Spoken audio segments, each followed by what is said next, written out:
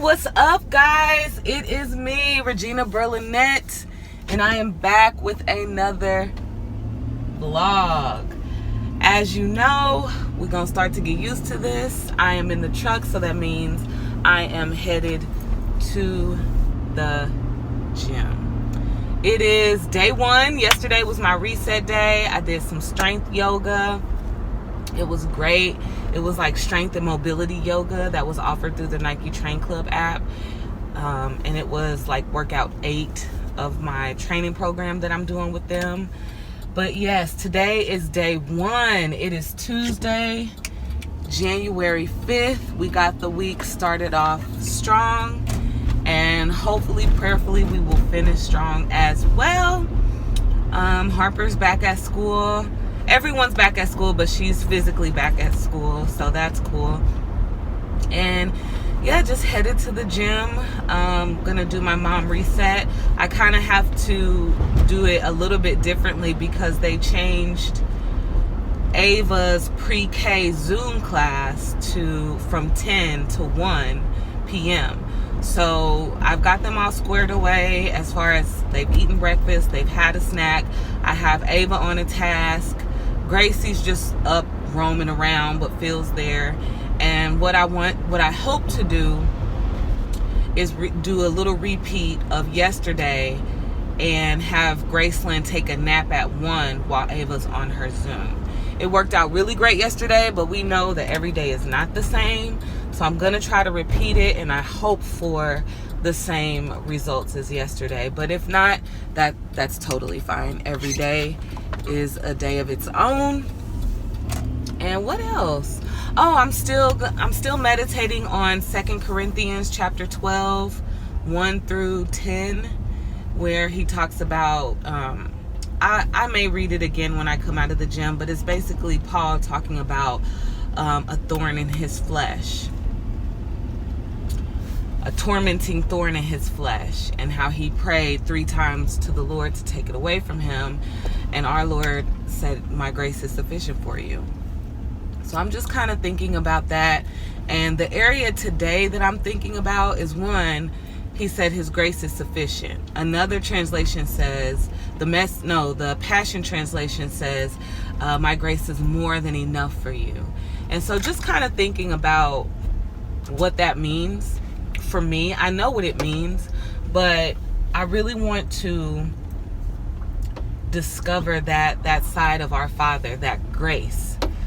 The grace, it's so abundant that it's like beyond understanding.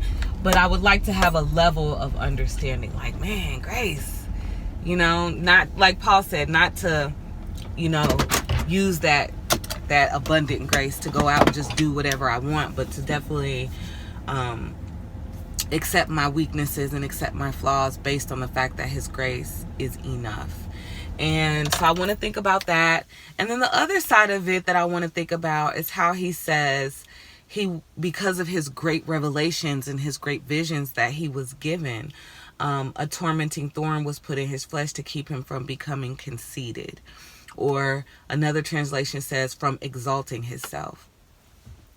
And I kind of was thinking about that because I feel like, I'll speak about me. Me, for example, I want to learn that balance between having confidence and conceit. Confidence is knowing that I can do all things through Christ who gives me strength. And I feel like for me, that means that all things are capable and I'm capable of doing all things, and I am doing the things that I'm meant to do. And that strength comes from Christ. Conceit is where I feel like, I'll give you an example, running.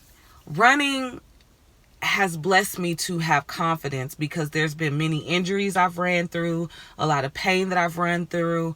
It's always a prayer running on the treadmill that you don't trip, that you don't injure yourself. And I'm able to do all of those things because, different scriptures just come through my head and give me that stability that I need in whatever area I may be struggling with. That's my confidence.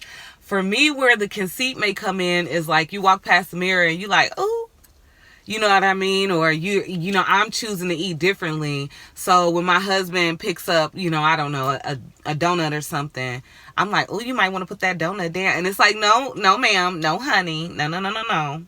You're going to let that man enjoy that donut, and you're just going to be grateful and be thankful for your health journey, but you're not going to cast that onto him, if that makes sense.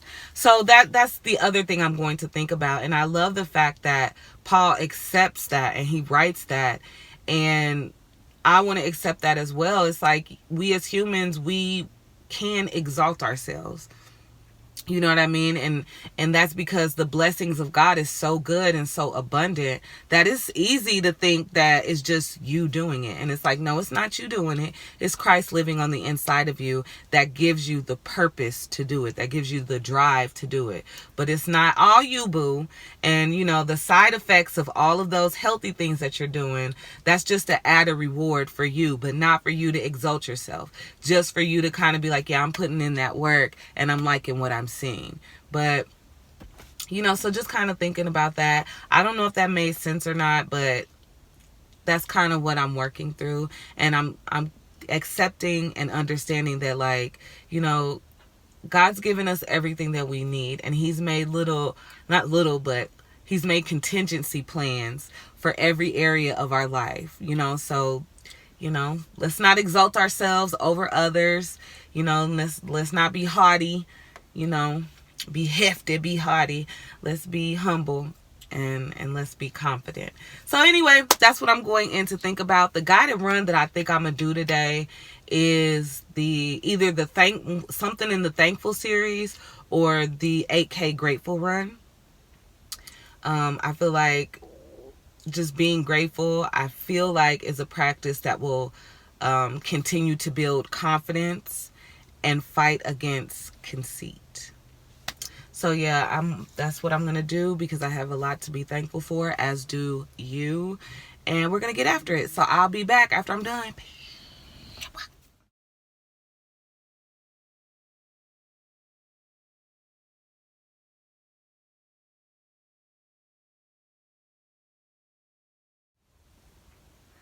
What's up, guys? I'm back. I'm done with my run.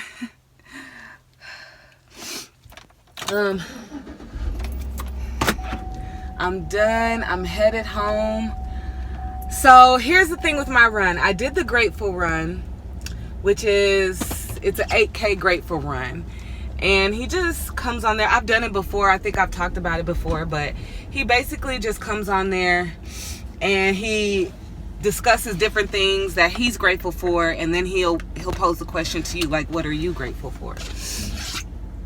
So I did that run, and as I'm doing the run, I'm like, man, I felt so good and I felt so loose. And my recovery day just had me feeling like, not even my recovery day, just the gracious blessings of the Lord, to be quite honest. Just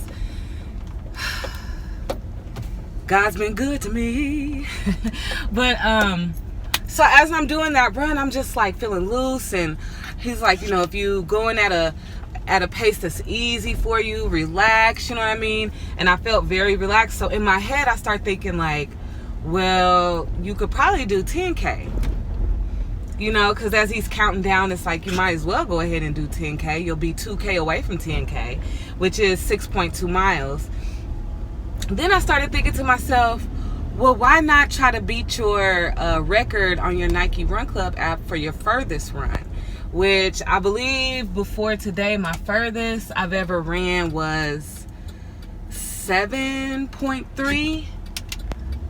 I might have broke 2 records today, because I had a record for my longest run, which was like an hour and 23 minutes, something like that.